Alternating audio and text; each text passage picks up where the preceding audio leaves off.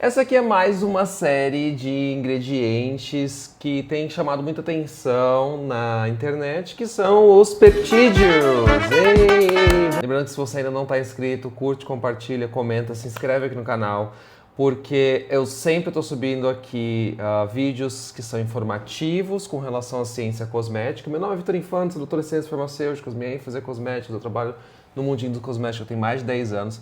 E agora eu trabalho aqui com comunicação digital nessa área. E serve para empoderar vocês do consumo de cosméticos. E aí, né, quando eu fui pro Brasil agora no último mês, vocês falaram, testa esse produto aqui que tem peptídeos. Eu tenho outros produtos, por exemplo, esse aqui que tem peptídeos. E eu quero fazer desvendando a formulação deles, mas eu preciso muito fazer uma série de peptídeos em paralelo. Por quê? Porque tem muita coisa pra gente conversar. A gente precisa entender o que são os peptídeos, quem são os peptídeos, as classes de peptídeos. E a gente tem que entender e ser crítico com relação aos peptídeos, porque diferentemente dos retinoides, é uma classe que vem despontando, vem chamando atenção, mas eu ainda sou muito crítico com relação a alguns mecanismos que eles propõem em como que funcionam os peptídeos. Esse primeiro vídeo aqui, ele vai ser basicamente uma introdução ao mundinho dos peptídeos. Então, eu vou explicar para vocês quem são eles, por que faz sentido, quais são as classes. E nesse vídeo você não vai sair daqui já sabendo qual produto usar, mas você vai sair daqui sabendo que muito da comunicação com peptídeo, para mim, é de Lulu. O que eu acho antes de você falar? Eu acho que você daqui do grupo é a mais afeminada. Total. Você é afeminada. Sim! Afeminada! Afeminada! Afeminada! Vamos começar entendendo o que é um peptídeo. Peptídeo está sempre presente na nossa vida. Por exemplo, insulina é um peptídeo. E peptídeo nada mais é do que um pedaço de proteína, de certa forma. Vamos colocar assim que fica mais fácil para vocês entenderem. Como assim? Quer dizer que você pegou uma proteína, cortou e deu... Em algumas ideias, sim. Por exemplo, existem peptídeos de cosméticos, né, que são pedaços, fragmentos de colágeno que são dados para a pele para que o nosso fibroblasto consiga entender que existe colágeno que entrou em processo ali de degradação e que ele precisa produzir mais colágeno para suprir aquela quantidade de colágeno que foi destruída, né? Então você dá um pedacinho do colágeno, a célula entende, opa, é uma sinalização. E aí ela vai falar assim, tá na hora de produzir mais colágeno. Mas nem todo peptídeo vem de uma outra proteína. Geralmente ele é só uma sequência mesmo ali de aminoácidos que tem uma função geralmente ou de veiculação ou de sinalização. Então o que é um aminoácido? A gente tem cerca de 20 aminoácidos. Esses aminoácidos são como se fossem os tijolinhos que são responsáveis para a gente conseguir construir as nossas proteínas. Então você toma o seu whey protein, você come o seu arroz e feijão. Sim, arroz e feijão. Essa combinação é riquíssima em aminoácidos. Na verdade, a gente tem todos os aminoácidos que a gente precisa pela alimentação através da junção de arroz e feijão. Quando você come carne, quando você come tofu, quando você come soja, quando você come qualquer coisa que seja rica em proteínas, nossas células têm DNA. Você tem esse DNA que consegue ser lido, consegue formar então o RNA mensageiro. Esse RNA pode ser levado até uma parte muito importante ali no nosso ribossomo, que vai começar a cada 3 sinaizinhos, né, cada 3 nucleotídeos de RNA, ele vai entender que temos que colocar um aminoácido ali. E aí é como se fizesse um colar de pérolas, pensa dessa forma, com diferentes aminoácidos. Nós temos várias capacidades de criar diferentes combinações dessas trincas, e essas trincas vão dizer pra gente que tipo de aminoácido que vai ser colocado em ordem. Sendo colocados esses aminoácidos em ordem, você cria a nossa estrutura primária da proteína, que depois, como os aminoácidos eles têm uma estrutura assim, tipo, que possuem alguns grupamentos químicos à sua volta, eles vão se entendendo, se englobando, se estruturando, passam por algumas alterações também na sequência de aminoácidos, e aí forma a proteína funcional. Brilliant, incredible, amazing, show-stopping, spectacular, never the same. Muito simples, mas tem muita coisa aqui no meio que se a gente for entrar em detalhe, meu Deus do céu. Mas para vocês entenderem que um peptídeo vai ser uma sequência curta desses aminoácidos. Então uma proteína pode ter centenas a milhares, dependendo da proteína, de aminoácidos, um peptídeo vai ter ali algumas dezenas, para não dizer às vezes só unidades. Veja, na nossa pele, eles estão naturalmente ali, né? Eles são moléculas sinalizadoras, eles levam a informação de célula para célula ou entre células diferentes. Importante falar que nem todo peptídeo funciona da mesma forma. E o que a indústria cosmética está tentando fazer é mimetizar esses peptídeos. Só que eu acho que ela se passa demais. Às vezes ela vai para uns lugares assim do tipo, tem os aminoácidos que eles são aminoácidos que vão funcionar como botox, porque vão mexer na fenda sináptica que tem uma relação ali no músculo.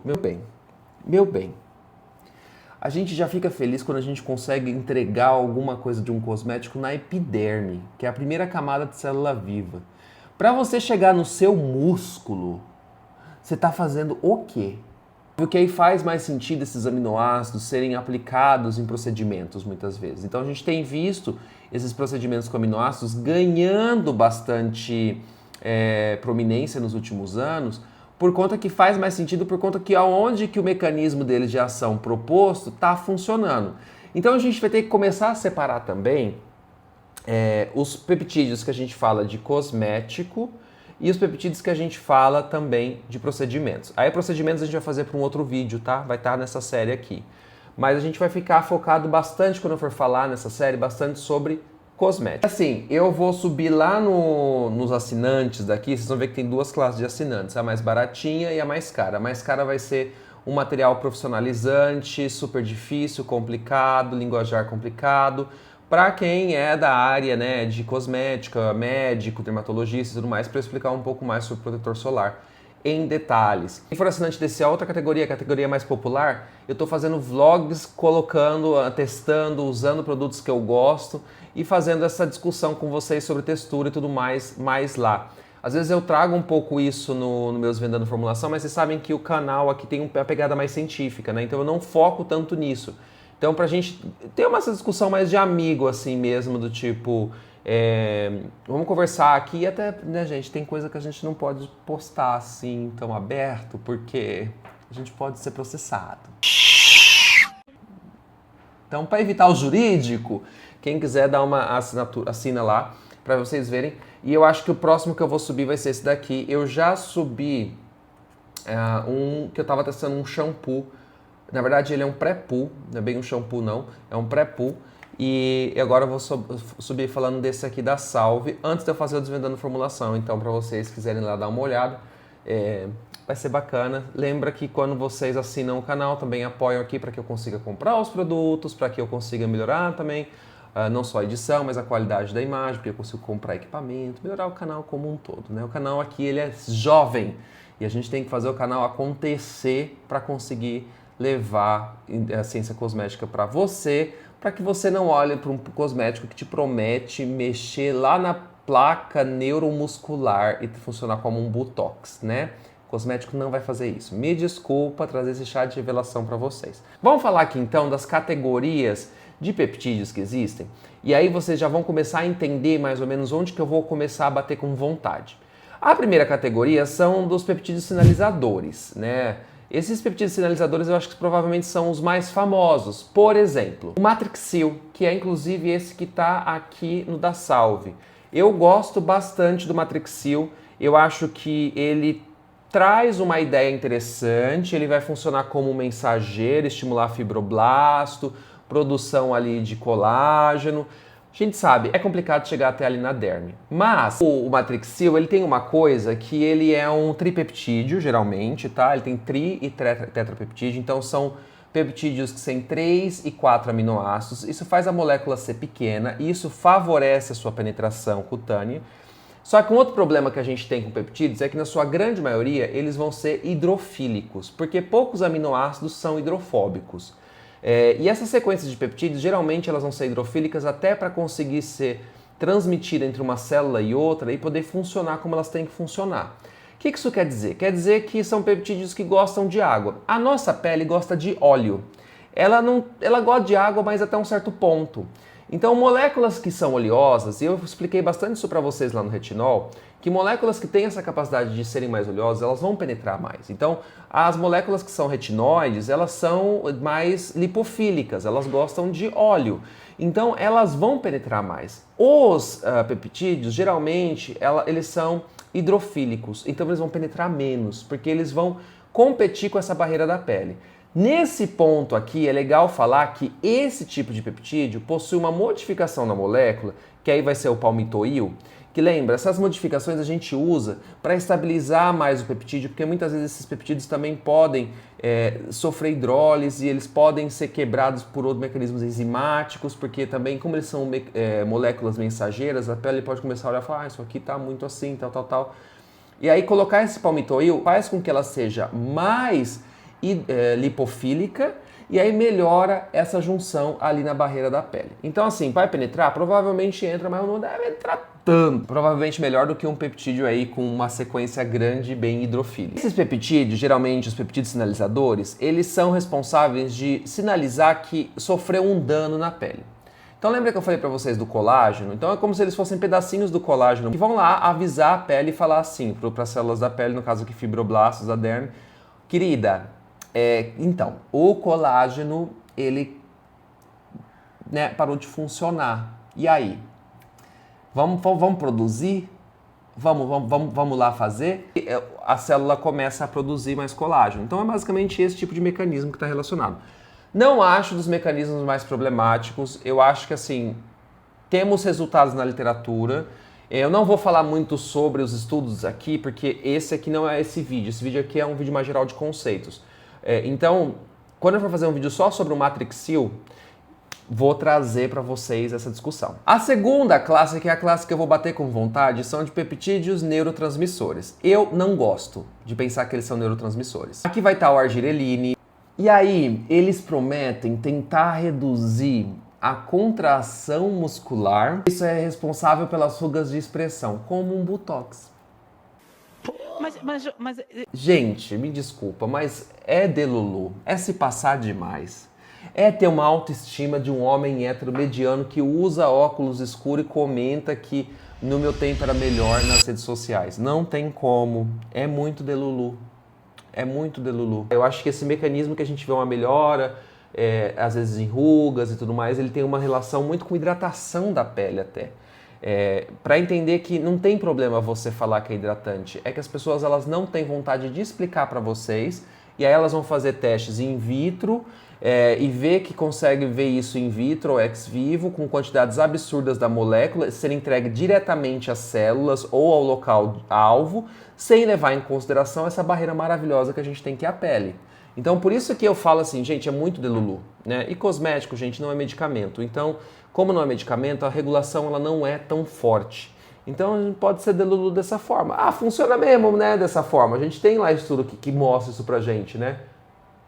Você é um rato? Como diria a Laura do Nunca Viu Cientista, você é um rato? Você é uma placa de Petri, uma célula na placa de Petri? Não é. Então não vai ser dessa forma. Tem uma outra classe que são os peptídeos transportadores. Peptídeo de cobre. Acho que vocês devem ter visto bastante isso nos produtos hoje em dia, né? A ideia é levar o cobre, e o cobre ele está relacionado com ser um cofator de algumas enzimas para melhorar a reparação tecidual. E aí parece ser interessante para usar, por exemplo, num pós-procedimento ou então em produtos que estão relacionados com pele que está um pouco mais sensibilizada.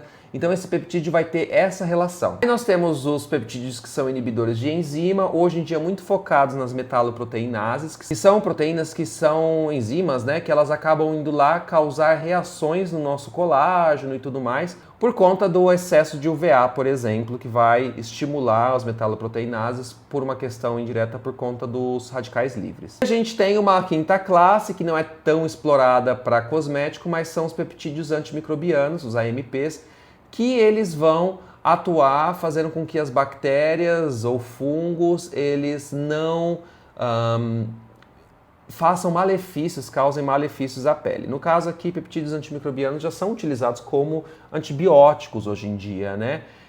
Mas para cosmético a gente vai ter que deixar isso aqui um pouquinho de lado por enquanto. Eu vou deixar um freio aqui, a gente vai pisar no freio, porque assim, se eles fazem tudo isso, por que tem tanta discussão ainda?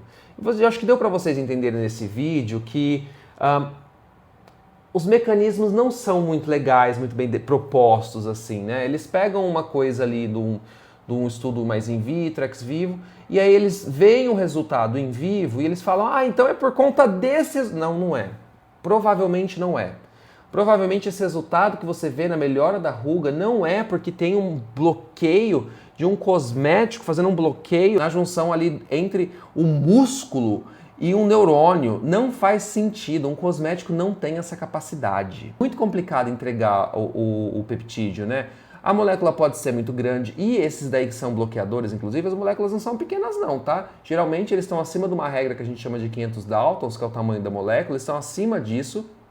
Além disso, eles são super hidrofílicos. Então eles estão fazendo tudo que a barreira não gosta. Eu vou deixar algumas das referências que eu usei nesse vídeo aqui. Não esquece de curtir, compartilhar, deixar o seu like, hypar. Mas entenda que a gente vai desvendar um mundo que ele ainda está em construção. Diferente dos retinoides, os retinoides é um mundinho que ele ainda está em construção, obviamente, a ciência sempre vai ser assim, mas está mais bem estabelecido. Os peptídeos para cosméticos, a gente ainda carece de muita informação ainda está faltando ali. Então, o que eu queria deixar para vocês com relação a essa situação aqui é realmente que vocês comecem a olhar para como se vende os peptídeos de uma forma um pouco meio desconfiada. E que nos próximos vídeos, onde eu vou começar a trazer para vocês as ideias de como que eles vendem e de como, no meu ponto de vista, com a informação que a gente tem, né, de um cientista aqui trazendo para vocês, do que a gente tem, o que de fato a gente poderia falar com relação àquele ingrediente neste momento, 2026, sobre ele. E aí fica mais fácil da gente também diminuir um pouco as expectativas e também, quando a gente começa a falar um pouquinho sobre um determinado ingrediente e trazer a verdade sobre determinado ingrediente, as marcas começam a se adaptar a isso. Então a nossa ideia também é uma questão de mudança de cultura, de comunicação aqui, tá bom? Um beijo pra vocês, gente, até mais. Se você gostou desse vídeo, não esquece de curtir, compartilhar, comentar, hypar. E é isso, a gente vai conversando, escreve aqui qual que vocês querem que eu fale primeiro, qual que é o ingrediente de peptídeo que vocês mais gostam e qual o produto que vocês querem que eu desvende, tá bom? Beijão!